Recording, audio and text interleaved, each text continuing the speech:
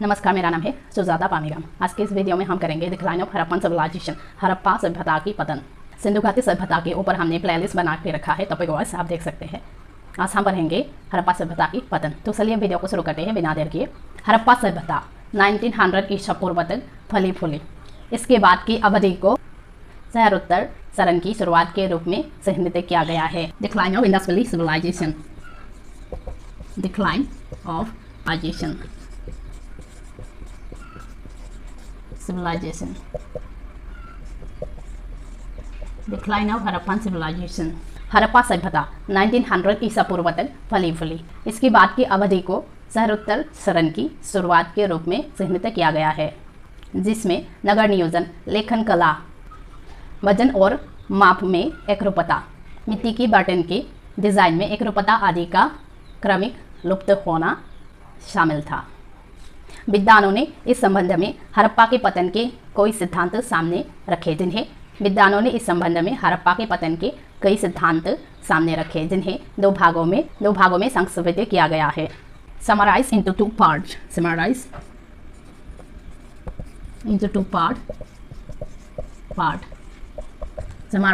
Parts, विद्वानों ने इस संबंध में हड़प्पा के पतन के कई सिद्धांत सामने रखे, जिन्हें दो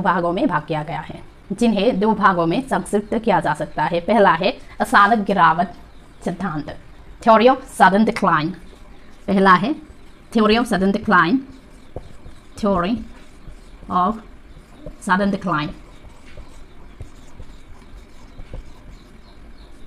अचानक गिरावट का सिद्धांत। गिरावट का कारण बाढ़, सैलाब और भूकंप बताया गया। इस सिद्धांत की आलोचना इस तथ्य में निहित है कि यह संपूर्ण सभ्यता के पतन का एक भी कारण नहीं हो सकते हैं। Plato's inundation, theory of sudden decline.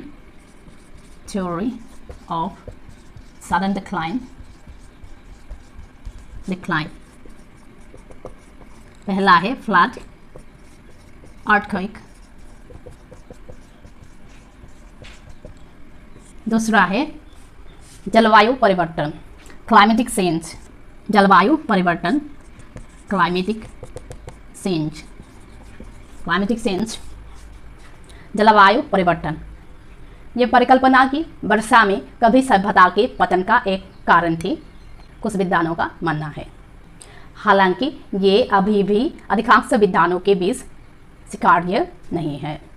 Next कारण है विदेशी आक्रमण, फॉरेन इन्वेजन। विदेशी आक्रमण,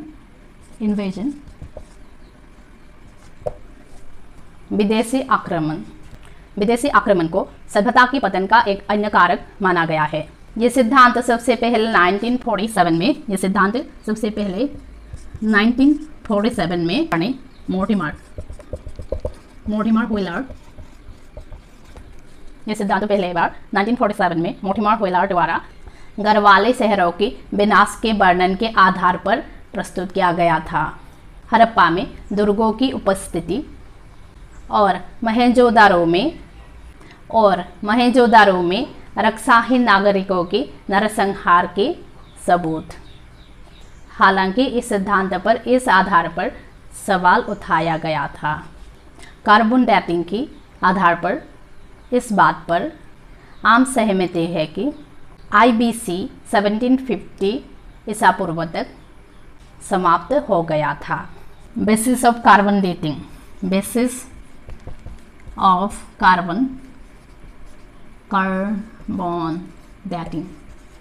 कार्बन डेटिंग के आधार पर 1750 BC, 1750 ईसा पूर्व में 1750 के ईसा पूर्व तक हड़प्पा सभ्यता का समाप्त हो गया था।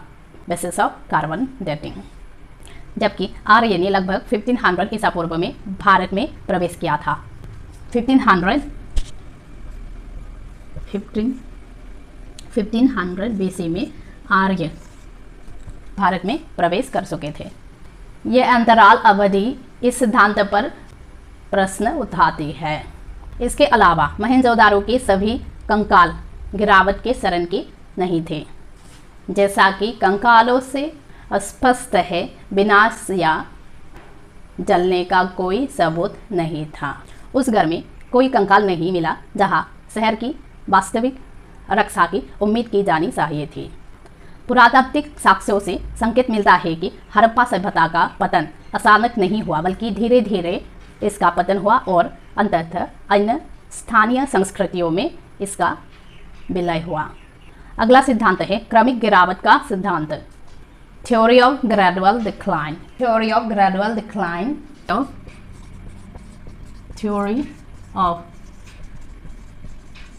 Gradual decline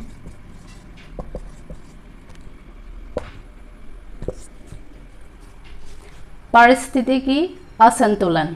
theory of gradual decline की पहला कारण है पारिस्थितिकी असंतुलन, ecological imbalance. Ecological imbalance, ecological imbalance, ecological imbalance. संसाधनों के दहन के कारण संसाधनों और जनसंख्या के बीच असंतुलन के कारण इसकी कमी हो गई। कुछ विद्वान इसे ही पतन का कारण मानते थे। हड़प्पा वासियों की जन्मजात रूढ़िवादिता एक समय के बाद सभ्यता स्थिर हो गए। कई तकनीक प्रगति नहीं हुई क्योंकि तेज धार वाले हथियार विकसित नहीं हुए थे। इसके अलावा साक्ष्य से पता चलता है कि समान और पहले के प्रकार के उपकरण, जानकारी, तकनीक आदि सभ्यता के अंत तक जारी रहा। नेक्स्ट सिद्धांत है मानसून लिंक सिद्धांत। Monsoon link theory last decline theory है हड़प्पन सभ्यता की। इसके अनुसार मानसून के कमजोर होने से बाढ़ की तीव्रता में कमी आई और इसलिए शुरुआत में सभ्यता के अस्तित्व और निरंतरता में मदद मिली। लेकिन जैसे जैसे मानसून कमजोर हुआ, ड्राई होने लगी यानी शुष्कता होने लगी और इससे अंततः सभ्यता का पतन हुआ। यह था हड़प्पा सभ्यता की पतन के कारण।